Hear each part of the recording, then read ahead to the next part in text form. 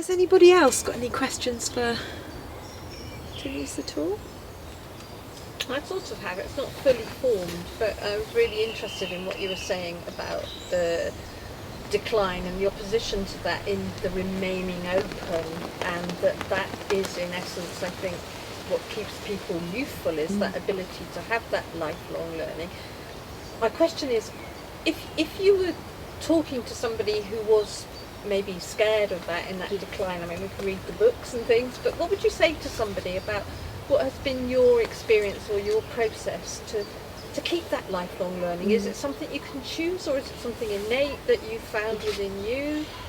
I think for some people, the whole being curious and open to new experiences, some people find it easier than others. So if you've never been that sort of person, what is it that you can do? So I think it's about let's think about small things that you might be able to learn. So it might be that you don't want to go and learn astrophysics or something, but it might be that you'd really be curious to learn more about something to do with nature. Maybe it's something to do with climate change, maybe something to do with your town, maybe something to do with becoming a bit more outgoing, maybe something to do with your personality. So it's choosing something small. But I think often we just don't give ourselves permission. We say, because we know there's so much evidence that people go like, I'm too old to do this, and then your brain looks for all these reasons why you're too old to do it. Whereas if you say, this is new, and it might take me a bit of time to learn, then your brain says, yeah, but that's okay, I'm with you. So I think it's giving people an opportunity, and that's what I love about the theatre group, because we've got so many different ages, haven't we? We've got quite a lot of older people there. And I met Jan last night at the theatre. It was like so wonderful bumping into her. But it takes us out, and it's a bit scary to do something like that, and then you do that. And for other people, it's to join a group like Lucy runs. So she runs the Cheltenham Noon Circles, and people can come in there and they're learning more about themselves through talking with other people. And obviously there's loads of other things that people are doing as well. But I think the first thing to do is stop the voice in your head that says I'm too old, because you're not too old and it's not too late. It's you stopping yourself. Or society in general, in terms of the pictures that we receive, the information that is kind of promoted in television, newspapers, goodness knows what else, about this is the way that you are and anything else is not valued. So I'm thinking of the sense of play as well. Play is good. Because I've got a section on joy. and I think joy is really important. It's important, and you can have fun, and you can do new things, and you can be childlike in your learning. So it's just finding what it is for somebody. And somebody, if it might be colouring, it could be anything. And Wilson Knights have all these different things that you can play about with. I think it's really interesting with that, because I don't think we have enough role models of how to age in a different way. And I think there is something about role models, isn't there, in this, which I think you're gifting. Because I think a lot of the stream of writing now, particularly about the 60 to 70-year-old age group, is stay in work and work harder. And it kind of, there's a lot of us who've been writing about, don't age us. But actually, the way the writing is going is stay in work and do more work and work harder and rise up, and rather than live in a different way. And I don't think we have many positive role models, 60, 70, 80, 90. I'm fortunate with a 98-year-old mum who's still vibrant. But she's a rarity. So I think that with that, we need more of that, don't we? Because role models, people look at David Attenborough and Helen Mirren, but they're not very typical of people. No. And that's why I mean more ordinary. I think I think that's the key. Yes, my grandmother, I lived with her. I started business when I was 30 and I lived with her, and she was in her 70s at the time. So it was intergenerational living. For intergenerational living was a thing. And she used to come back later than me. She used to have more friends than me. She was a great example of vibrancy and connection. And, you know, she was the hub of the community, and her mother as well was. So I did grow up with those role models, and I think that's really important. Yeah, maybe that's the community. I don't know, maybe if you live in a village, and I didn't grow up in the village, but I would go back to the village to see my grandparents. Maybe it's more of a community or a village type thing. Then you do see those people, perhaps. Because there's people you can read on Substack who write well about ageing, and they're living what they talk about. But you're not meeting them, are you? It's different. It's different when you read about somebody who's based in California or whatever. Rather than I mean, people who live around you and are living in a way that you can go, oh, I could do that. Whereas what we tend to do is stay inward, because that's, money aside, because that's what we know. It's way too scary to read.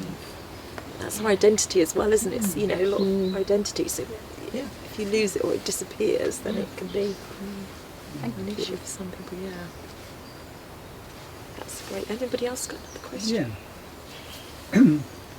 This book, to me, I mean, I've read quite a few of your books, and I've been in this world for a while, and I sense this is much more personal, probably more authentic. I mean, you've written a lot of good stuff, but does this feel different to you, this particular book? Does it feel much more rooted in you as a person and much more authentic? Yeah, thanks, Jim. I mean, if we're thinking about the books I've written, how to get a job in a recession and find work at 50 plus and all of that, they were work job. They were. And then there was the retirement one, but that was really hard to write, given it was based on academic thesis. Yes. And then the last book was in fact, it's almost like my what do you call it when you get moving from one step to the other? I can't even think of the transition.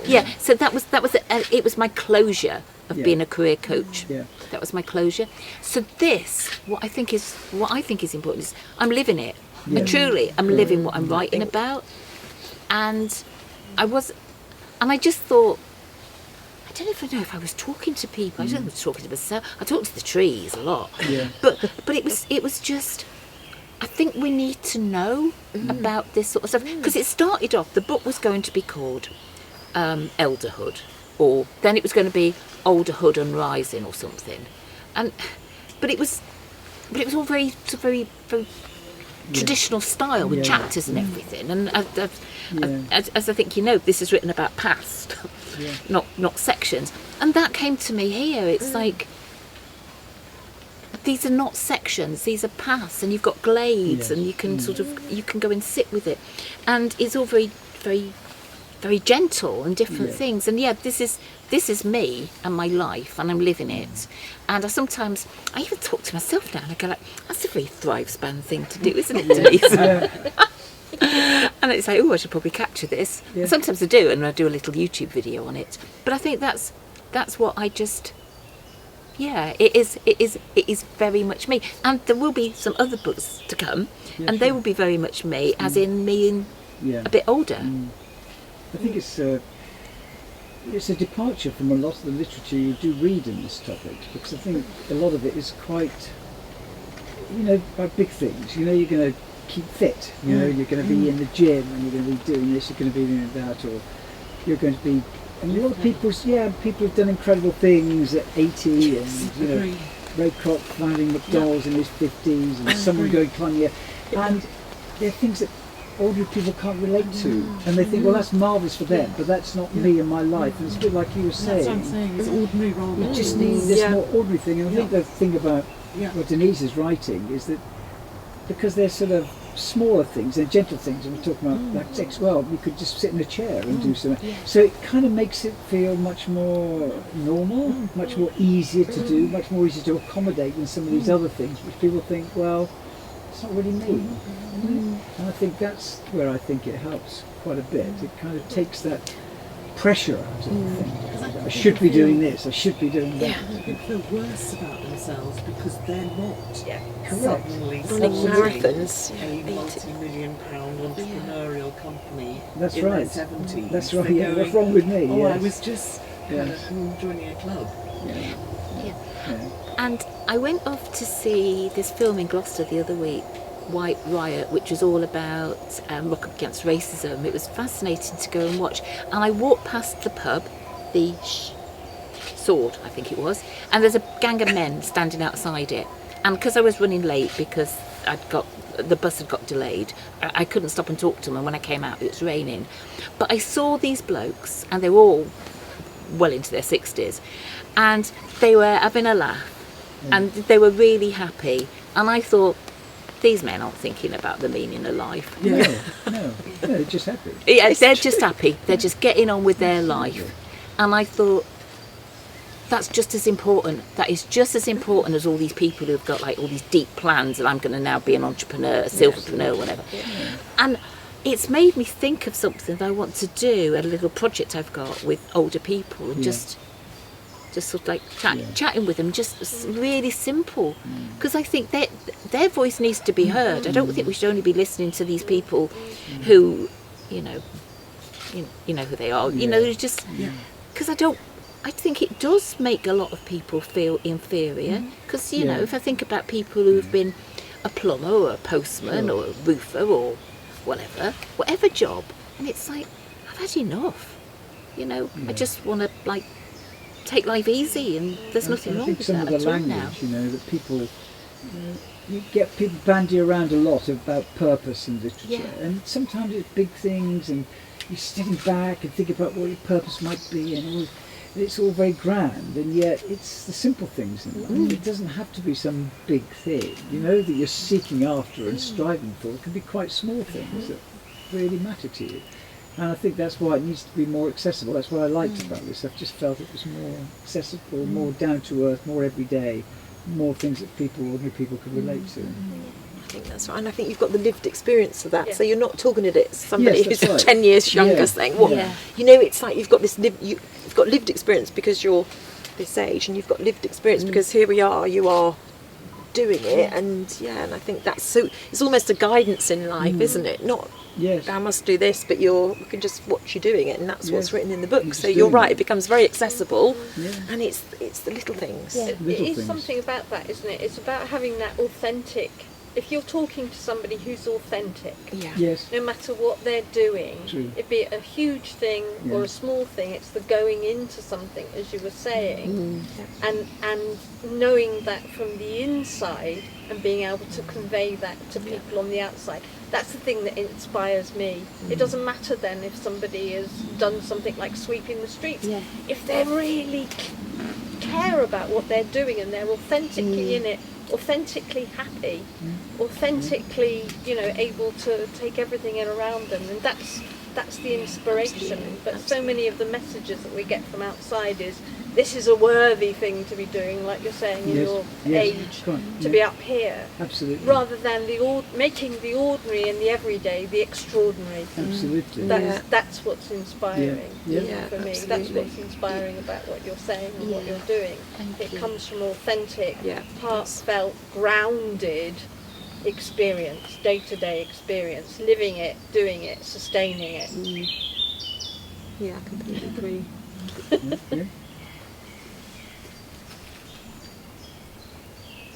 Have you got anything else that you'd like to say to I think what's been so lovely is I'm surrounded with people I know. You know, it's not like this big event where people have been ticketed and I don't know anybody. So it's just been such a joy to share this with you. And I was so worried about the weather, and I kept on thinking, well, if it rains, it's all part of the experience. But it's actually been quite nice, so you're very welcome to walk around afterwards. But it's... I'm not good. I've just thought of something. Was that taking your flat. Sorry, no, but you were on LBC like last week. And it's still, this big stuff is still happening in the background because you're the go-to.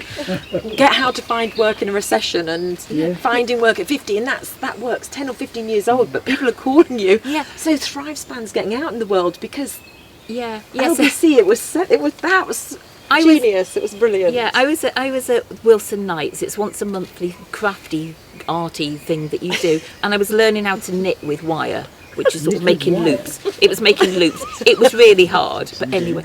And then I was just talking to the duty manager, and then the phone rang, and it was a London number, and I thought, I wonder if there's immediate. Anyway, I picked it up, and it was the editorial assistant, production assistant, whatever, for LBC, and it was like, could you be on at 9 o'clock for pre-record? And it's like, well, can we make it 9:10 because this isn't finished till 9? I was going to just do it walking home, and then I said, can you give me a bit of paper so I can make some notes? And then I thought, this is about Michelle Obama saying that younger people need resilience. And then I was thinking, this is crazy. Go home, have a cup of tea, and actually be ready for it. And then as I'm walking home, it flashes up, I've got you down as career coach and the author of How to Get a Job in a Recession. Came out in 2009. And it's like, okay, I said, well, my latest book's called ThriveSpan, and I'm now calling myself a later life commentator. And she says, well, can we call you career coach, how to get a job in a recession, and author of ThriveSpan? And I go, yeah, okay.